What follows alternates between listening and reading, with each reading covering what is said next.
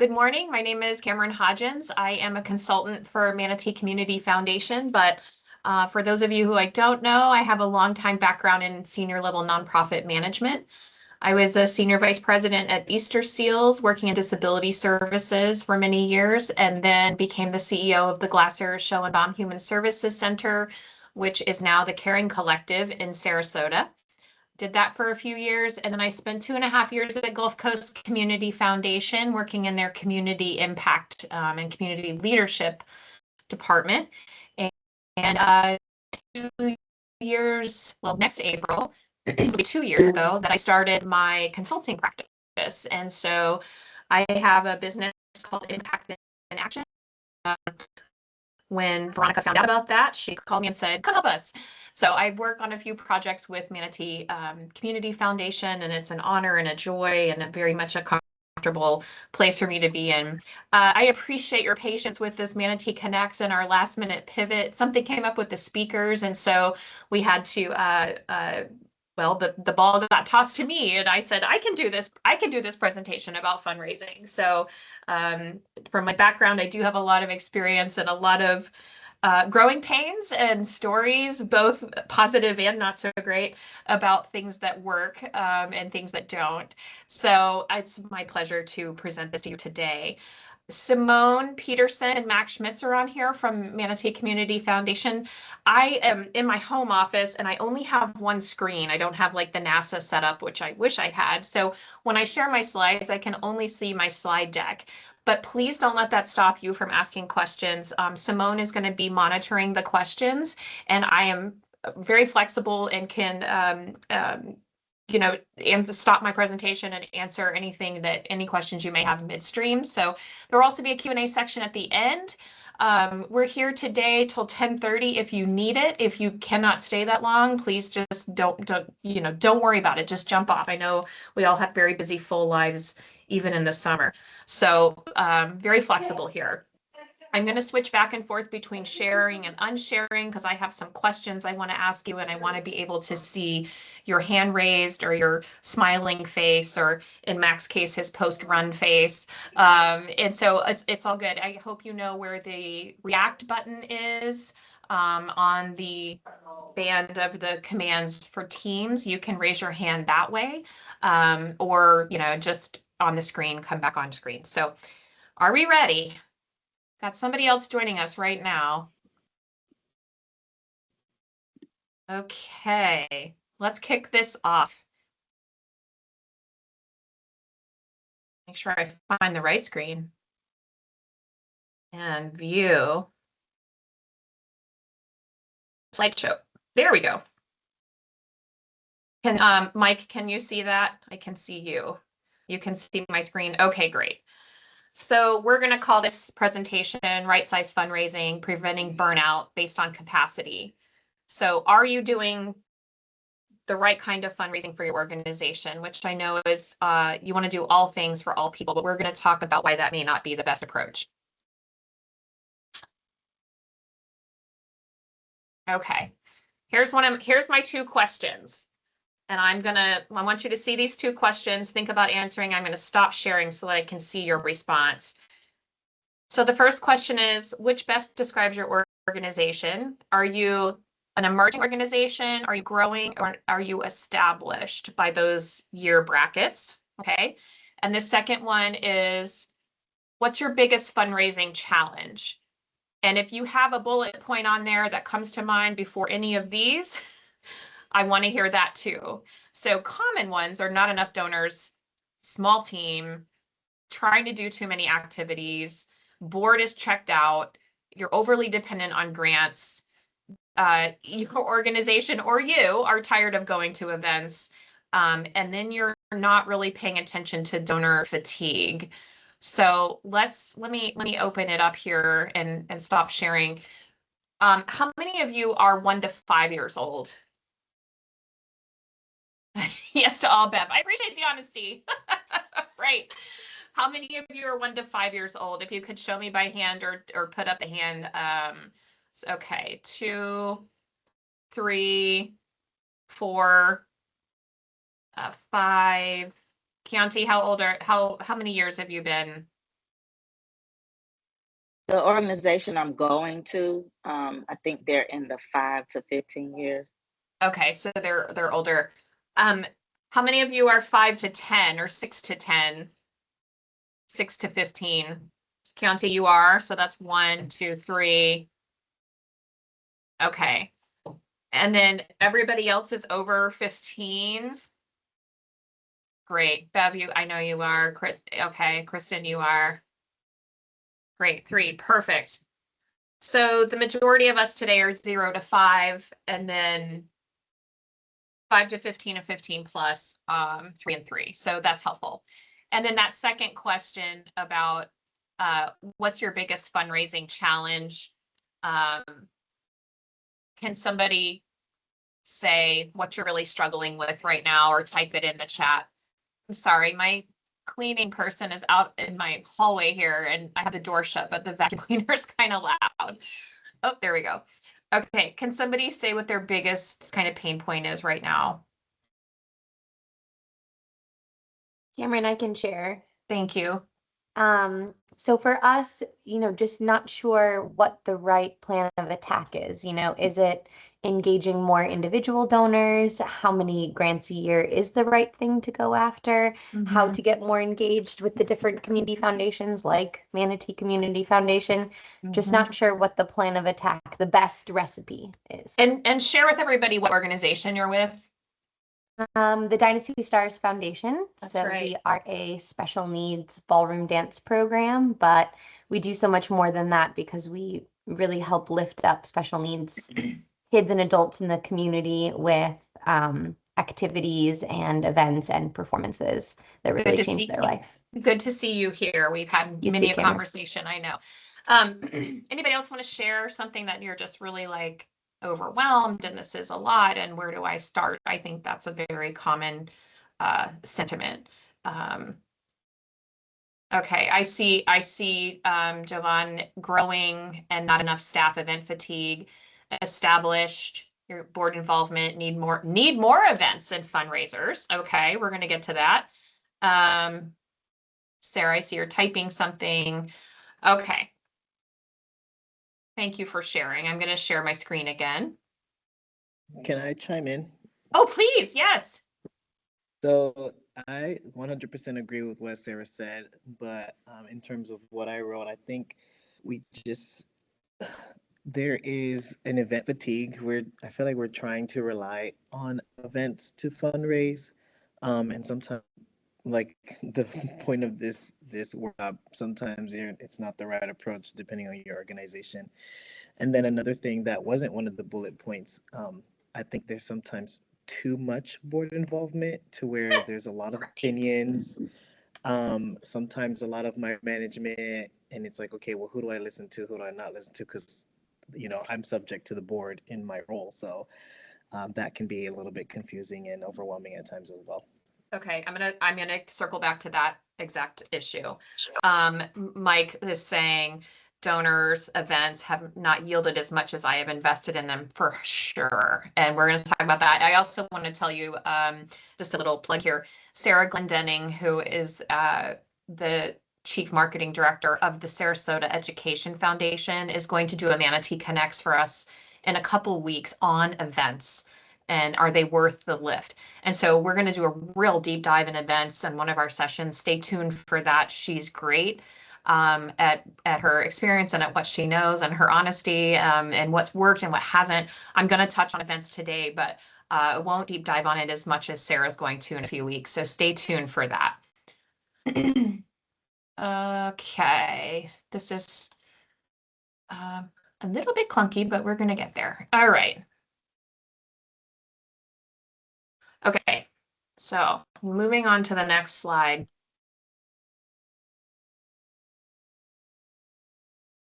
So the capacity trap, and this is, I think, something that we all fall into, is capacity does not equal ambition. So fundraising success, you need a strategy aligned with what your organization can actually achieve. And this is where those overwhelming feelings come in, like we're kind of way out over our skis. My husband says that all the time. Like, what we want to do is everything, but what can we realistically do? So a lot of organizations may assume that more ambition is more impact, saying yes to everything. But this reality is actually that it leads to burnout, missed opportunities, and results that may not be what you want. And so what are we really trying to do here? What are we trying to say is that we really want people to be in the right size of their fundraising based on their size and what is sustainable growth for greater impact for your organization.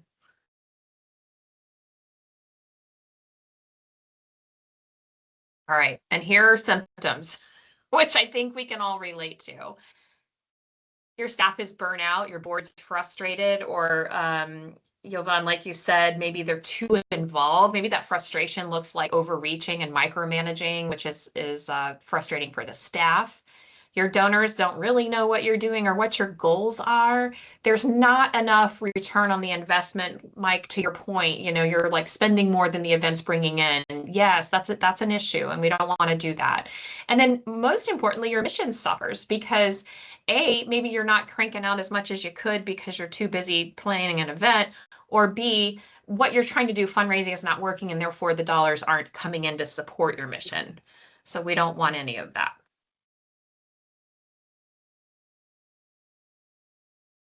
Okay, so you all shared with me what stage you're in, 0 to 5, 5 to 15, 15 plus. Look at your column here where you fit in, and that's kind of where your focus should be. So if you're a little leaflet there, we want to build strong foundations with simple, sustainable fundraising, and we'll talk about that in a second. I'm going to break each of these down. 5 to 15 years, diversify and strengthen systems to increase your impact and stability. We're going to go into that a little bit. And then at 15, you're looking at long-term growth and sustainability. At 15 years, you're probably thinking about having, or hopefully you have like a legacy group of donors. You know you're in estate plans. You have reoccurring and revolving grants with foundations. You have been able to grow your donor base year over year. You've been able to retain your donors year over year. You probably have, and I hope you have, a development or a fundraising plan, a strategic plan, and a marketing plan that all talk to each other. So 15 plus years, that's kind of where you should be in best scenario. So here we are on these on your 0 to 5-year-olds. Your emerging organization, you're the little leaflet. You really are focusing on relationships. And by the way, that one is probably the most important forever and ever. Amen. Fundraising is about building relationships and maintaining them. Emerging organizations, you want to tell your story. Even if it's one success, it's one person, it's one life changed of a human or a cat or a plant. That's the story that you want to tell. You're looking at smaller grants. Many organizations and many funders will not fund you unless you're 2 or more years old. So you've got to get some time under your belt. And then the first grant that you ask for, you know, should not be $100,000 if you're brand new. It should be like, you know, $2,500 to $5,000 and scaling up over the years. And those get bigger, those grant requests get bigger based on how well the funders and donors know your story and your impact. You are building your individual donors. They are priceless to you. I'm going to say this more than once in this presentation. In the United States, 73% to 75% of all major gifts come from individuals. Okay, 73 to 75% people, not foundations, not corporations, and especially not corporations in Florida. So people are where your ROI has the biggest investment. That is where you want to spend your time, working with your individual donors. You're also at this point working on your community visibility. What you may not want to do when you are when you're brand new is major galas, complex growth campaigns. You're not going to go build a 3-story building right off the bat and have a capital campaign. You're probably not focused on planned giving just yet. It's something that you want to aspire to. And I hope you're not having multiple events because the ROI is not going to be great on that. So I want you to think about, for my 0 to 5-year-old organizations, the simplest fundraising strategy that can sustain your mission today.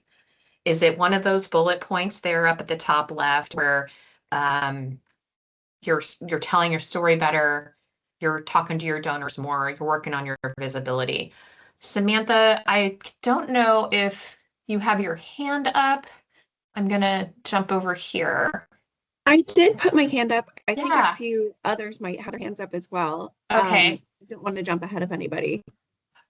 So Kristen, Jay, and Anna, I'm not sure if you had your hand up about the years you were in a experience, or you have a question. Kristen, Anna, go ahead. Oh, you took Can your you hand hear down. me? Yeah, I can hear you. I can hear Oh, okay. Kristen. Yes. The chat thing is not coming up. I wasn't raising my hand. I'm not sure. And I'm getting feedback on the microphone. So I was trying to figure out those settings. Okay, if everybody can mute themselves, that would be great. Usually that helps. Yours was up from earlier. Okay, and I see you. And then Jay, do you have a question? No, ma'am. How do Okay. I unhand me? That was from earlier. I don't know how to take that down. Simone, if you can pop in there and help me with that might be great. Hi, Veronica. I just saw that you are here. Thanks for joining us. Hello. My pleasure. Thank you so much, everyone, for spending the time to learn with us. And I know how to lower the hand, so I'll be doing that for you, but I'll stay off screen not to distract the amazing Thank you. Thank you, friend. Okay. Sarah, I just see your question. When I say connect with your donors more, what does that mean? Let me give you this statistic, which I've said in a few Manatee Connects. The average touch point for donors through a 12-month cycle is 7 times. Now, you may say, oh my gosh, I'm going to drive these folks crazy. They're going to unsubscribe from my e-newsletter. They're going to throw my mailing in the trash. Maybe. But the competition for relativity and staying on people's radars, especially in these Manatee and Sarasota, is so intense that I would encourage you to try to hit that 6 to 7 times a year, where you're either sending out a mailer and less expensive, social media, putting a post on your Facebook, Instagram, all of your accounts, just quickly talking about a story of impact, and making sure your donors are connected there. Here's another really low-hanging fruit one. In your auto signature of your email. So when you send an email from your work address, do you have a link in your auto signature to your donation page? Or do you say, talk to me about your estate plan? Or do you have any way that you can connect the donor from your email auto signature to your giving page, to your landing page? Here's another tip. Make sure your EIN number, which you should all have an EIN number, is on your website prominently somewhere. Because if somebody is talking to their financial advisor about transferring something to you, and this is probably going to be in that mid-level to larger level organization, and they can't find your EIN number, not great.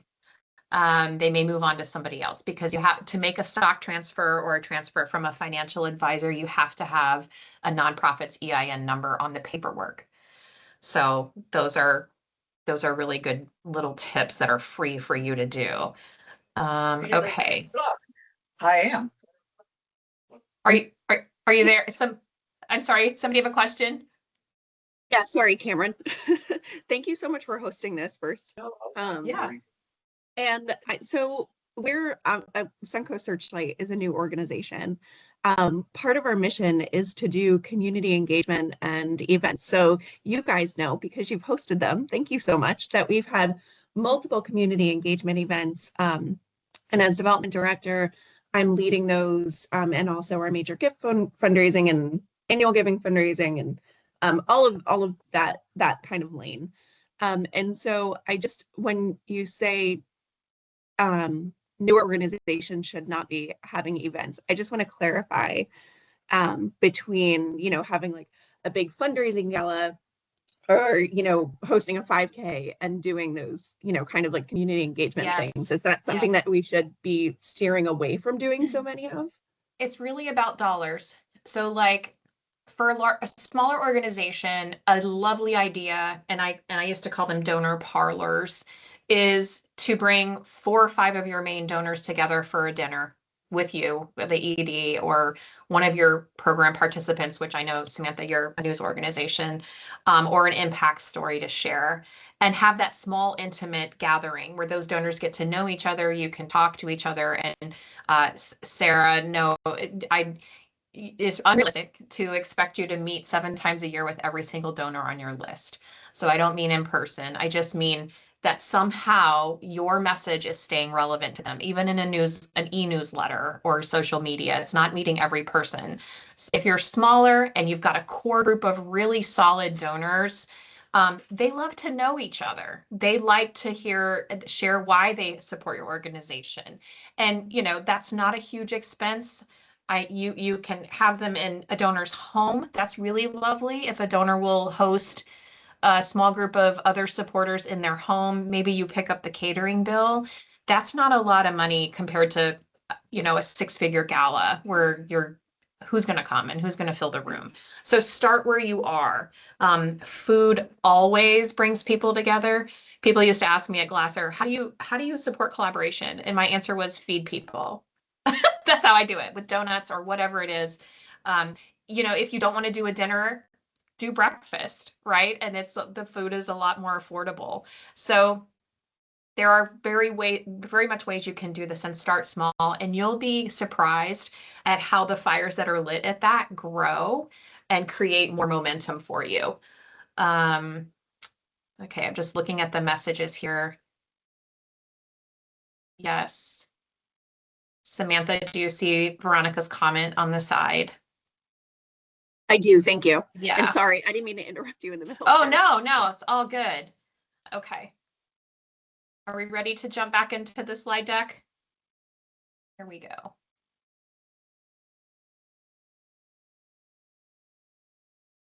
Okay, so this is the 5 to 10-year-old, 5 to 15-year-old organization. You're focusing on major gifts. You're looking, donor segmentation and communications. I'm going to circle back to that. Corporate and foundation partners, recurring giving and sustainability, and systems and process improvement. Major gifts, we know what those are and how we're cultivating them. Donor segmentation, really, really important as you grow. Why is that important? And what does this mean? You're going to look at your donor database, and even if it's on a spreadsheet, which if you would like to know more about donor database management systems, please feel free to reach out to me. I do highly encourage you having one. It just makes your life so much easier to manage donors. And because that's where the most of your gifts are going to come from, it's really important. But you want to get to a stage where you're segmenting your donors. And that means you're looking at who are your top givers, who are your middle givers, and who are your bottom givers. And I don't mean bottom as an insult, because a lot of times those bottom givers who are giving you maybe $25 a month will put you in their estate plan at the end. And that is worth your time and investment there.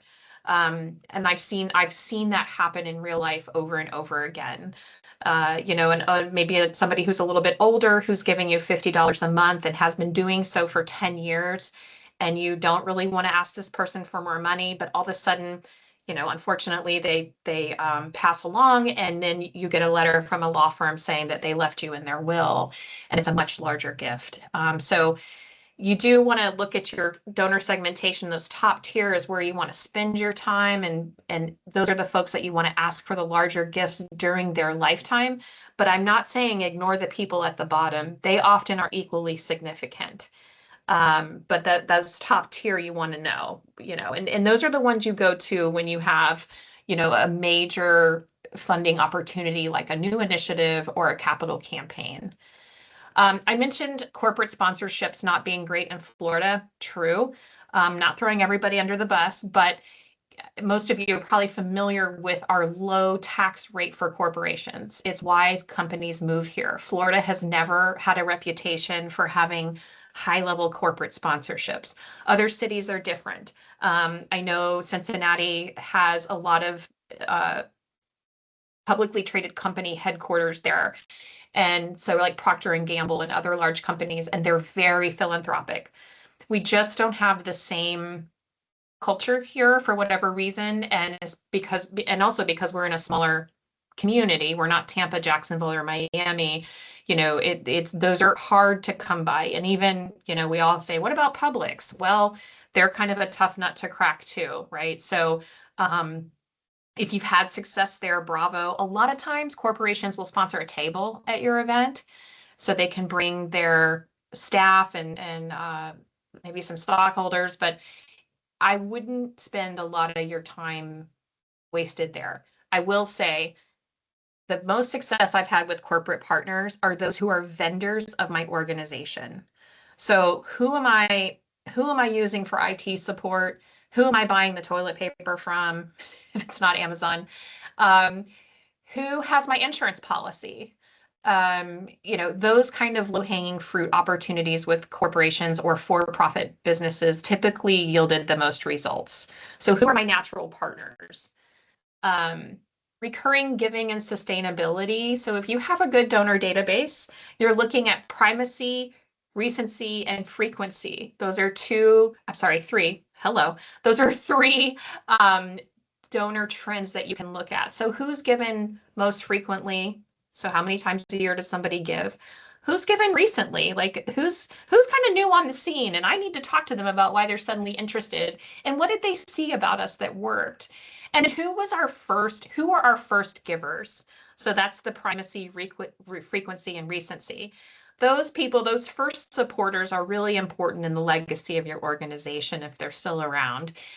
Who's giving most often? Those are a lot of thank you notes, a lot of time invested in telling that donor you appreciate their support. And who's new on the scene and how did you get their attention? That's really valuable to know. Systems and process improvement is more about your database and how you're moving donors through your organization. So what we don't want to do here is overly rely on one donor or one source. Holy nuts, do I see this a whole lot. Really, really do. And what's funny, in my experience, I was at the Glasser Schoenbaum Center and Betty Schoenbaum was still alive during my years there. And people thought that really she was our only donor and that I relied on her a lot. And that was definitely not the case at all. And that was an interesting line to walk because she had a family foundation that was managed by her family, her kids and her, and their financial advisor. They met once a year and they decided on grants that people had to apply for in a private invite. So we got invited to apply for that every year, but it wasn't at the dollar amount that you might think it would have been, and it was competitive. So, and of course she bought tables at events and those kinds of things, but we were in the group with all of the organizations that her family supported internationally as well. So, you know, I never wanted to like share that story, but I also had, while she was alive, because I absolutely loved and respected her, but I had to do a lot of course correction of other funders assuming that she was just an open checkbook, and that was definitely not the case. So that was a great learning experience for me. You want to avoid inconsistent donor stewardship, which is like they hear from you a year ago, but don't hear from you for another, 14 months. We don't want to do that. Lack of clear case for support. What difference are you making? What's the so what of your organization? Why should people help you? Trying to do more than you're ready for without the right systems in place, and then, chasing every opportunity.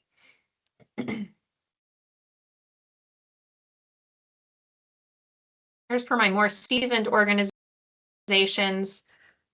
You're looking at long-term impact, sustainability, and your leadership. You're looking for major gifts. These are going to be with 4, 5, 6 zeros after them. Transformational support, yes. Planned giving, where you are having those conversations with people about how they're putting you in their estate plan and in their future planning. And even if it's a long-time donor, you might be engaging their children in what you're doing, and to keep that thread alive. I mentioned Betty Schoenbaum, her kids now continue to run the Family Foundation and continue to ask the center for the grant application. So the children are in her legacy, continuing what she and her husband had started. And it was important that the organization I was with built relationships with them, with the kids during Betty's life. Thoughtful leadership and advocacy. So does the leadership have time to really think about what's next for us and where we're going? I feel like time is our precious gift that a lot of leaders don't feel like they have to be thoughtful about the evolution of the organization. Make sure you're building in that time, whether that's retreats with the staff, definitely strategic planning with your board, all those kinds of things. Endowment. Woo, do we have an endowment established? Yeah. Yeah, keep going. We had a question. Jovan had a question, had his hand up. Sure. Let me come back. Go ahead, friend. Hey, Cameron. So I will going back to the growing stage. Yeah. I feel like one of the issues that I run into is that we have a large donor database. There's a lot of people that have given. I'm with Visible Men Academy, and so there's been a lot of people who've given over the course of the years, and I'm new to the role. I've been here since November. And one of the things, I guess not issues, challenges that I run into is our board is very big on handwritten notes, handwritten thank you cards. And I'm just like, I'm one person, I'm one person. Yes, I feel like I can call on volunteers, but it's hard when the volunteers aren't, they're not mandatory to be here. They can say, I'm not coming anytime they want versus paid. So like, what would you feel, what would you say or speak to that in terms of how to manage that? In my mind, I'm like, I feel like, a handwritten note probably should go for a specific level of giving versus those $25 here and there, or those $100 here and there. Correct.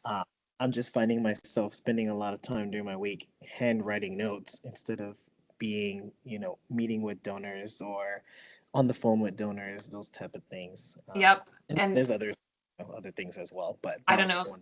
Yes, sir. I don't know if you can see Samantha's comments. Exactly what I was going to say. I made board members do it.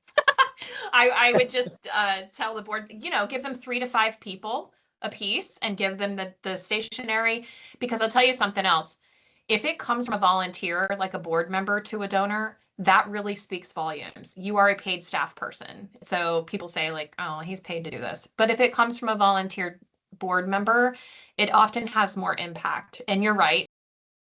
Talking about donor segmentation, those maybe should go to like your top middle tier donors, not to everybody. And you are right too. It's not a great ROI of your time as party of one to be handwriting those thank you notes. Also, your teachers, I know they're busy, but if a teacher could do one note to a donor and really talk about the difference that gift made in the life of that child, or,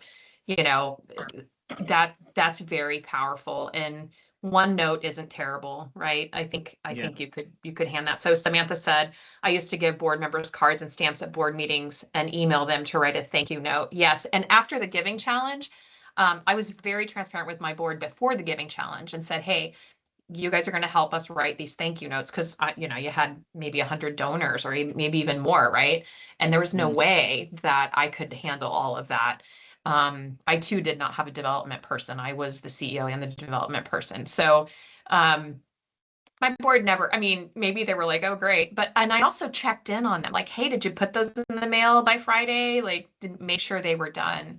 And sometimes it was easy for me to run sticky labels, address labels, and pre-address them for the board members. Just make it as easy as possible that they would get it done. But I also think a teacher or an administrator from VMA is a really powerful message as well to a donor. Okay, that's good. Yeah. And then my other question was, I think VMA has gone through what we're calling a hard reset. Yep, this last. I'm familiar. Yes. Okay. And so I feel like a lot of people in the community may have a sort of what I think would be a bad taste in their mouth because of previous administration or the lack of donor stewardship that we've had in the past. How do we come back from that? Like, how Yeah. do we reintroduce ourselves to the Yeah. community? So that's a much bigger conversation than just development. And I would encourage your leadership to be really thoughtful and strategic about that, probably with the help of a consultant and some time and retreat. And some really honest feedback data from the community and funders, and putting a plan together, a communications plan and it's going to take time, right? So give yourself some grace and patience, but putting together a strategic plan, and I don't mean, yes, you need one, but a communications plan of how to move past any false assumptions or real assumptions or whatever that you all have experienced. But that's going to take time and leadership at every level to do something like that. And my advice would be to hire a consultant to help the organization with that work. Perfect. Thank you so Yeah, much. you're welcome. All right, I'm going to jump back in my presentation. Thank you, Simone, for interrupting, and y'all just pipe in anytime.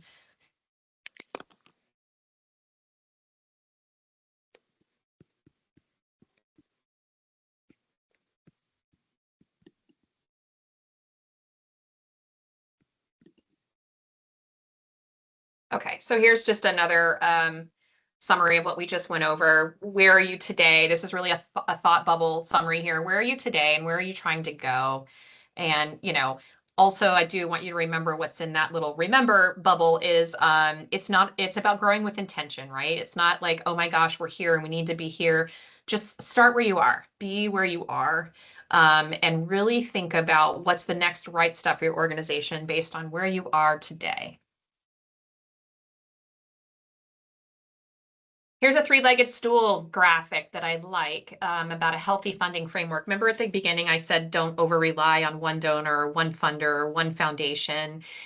Your fundraising plan should have a diverse revenue stream. That's going to come from individual giving, right? Probably mostly, hopefully, individual giving. Earned revenue, which is sponsorships for your events, maybe any fees, program fees that you're charging. And partnerships that can diversify your income. So maybe you have a program in partnership with another human service provider and you guys share funding for that. That's a revenue source. And then institutional funding, and that's grants, foundations, and grants and foundations that provide those. So you kind of want to look at that and make sure one isn't overweighted over the other. So, kind of saying here a third, and a third. Often it looks like not 33% in each one. That's okay.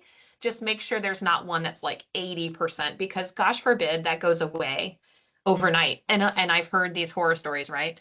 And you are really in a bind. So make sure somebody in your organization, and hopefully you, if you're the one bringing the money, is looking at the diversification of this mix. Here we go. Yay, events. Okay, like I said, Sarah Glendenning is going to come and do a really great presentation for you guys on this with a lot more content and context, but we have to touch on it because it's sort of the elephant in the room. I remember thinking during COVID that there may have been a silver lining during COVID, and that was maybe we'll get away from events because everything, went online. And my goodness, as soon as we could be back together, did the events ramp up with a vengeance. And so my dream didn't come true, unfortunately. But I have a love-hate relationship with events. I really do. And I have so many stories I could share. I'm not going to do that today. But let's talk about this at a very high level. Is it worth it? So this is really good to think about. Success is not a sold out room. It's not a lot of attendees. It's not how pretty the room is decorated, although our boards love to think about that and the colors of the napkins and the sparkle draping and all the things. What success is for an event is net revenue, not gross, net. New donors acquired. Did we make more friends there? Did we follow up with them after they attended? Did donors that we have do a larger sponsorship or bring more people or give a little extra or buy the trip to Africa or whatever it is? Did we strengthen our relationships with the folks who were there? And again, that's about follow-up. And most importantly, was our mission talked about? Was it visible? Was it understood? Did we increase the visibility of our mission? So, so important. I know I have been to events, and there's one really famous event in town that for years, it was very popular. It's at the Ritz, highly targeted to women, and people left not knowing what organization it supported. Nobody should leave your event. I don't care if it's a donor parlor in somebody's house or it's at, the Michael's Ballroom, not knowing what your mission was and who they were there to support. Okay, so really making sure you're weaving that mission every chance you can get, even if you think it's overkill. So again, we're talking about the ROI, the return on the investment of having an event. How much net revenue? This is the biggie. This is the biggie, and where we all feel the strain because we're all staff. How much staff time did it take, and were the hourly rates of those staff calculated in the time it took them to put this event on versus other activities, other development activities they could have been doing? Did the donors' relationships deepen? Did they deepen? Did you increase your awareness? Does it support your long-term goals? And that's really important. Your events and the dollars you'd like to bring in from them should be a part of your fundraising plan, your annual fundraising plan, okay? And if you're not hitting those goals, if it's scoring poorly across multiple areas, consider redesigning it or even ending it, and that's okay. That's okay. So here's a really good matrix about fundraising in general. So you can use this, and by the way, we're going to send the deck afterwards, so you'll have this whole slide deck, okay? So we're going to assess where our organization stands and where we should focus on next. And you want to kind of think about this in a 2x2 square. If what you're doing in any fundraising effort is in that top right corner, high capacity, high return, we want to keep it and invest in that strategy. So you're noticing that your newsletters that are redesigned are engaging more people or have more click rate or more open rate. Great. Keep bolstering that newsletter. You're also maybe noticing that an event you guys have been doing for 5 years is kind of more falling in that bottom left corner, the low capacity, low return. So anyway, you're burning your staff out. You're not raising the money you want to stop that. Okay. And so that's how this works. And I would encourage you to run your fundraising efforts and plans that you have through this matrix and plotting it out, even in a board meeting. Really, actually, that would be a good exercise for your board to see, is the staff killing themselves and this isn't worth it? Or is it worth it for some of it and maybe we just need to redesign it? Or is it something that we want to do, maybe build towards it, but it's not where we are yet because we don't have the capacity? That's that bottom right, low capacity, high return. We know it might raise a lot of money, but we just don't have the staff to do it. So that's an aspirational goal there, okay? I hope this matrix makes sense, that you can sort of see what we're trying to do and seriously plot out your things there and make decisions based on what makes sense for your organization, where you are today.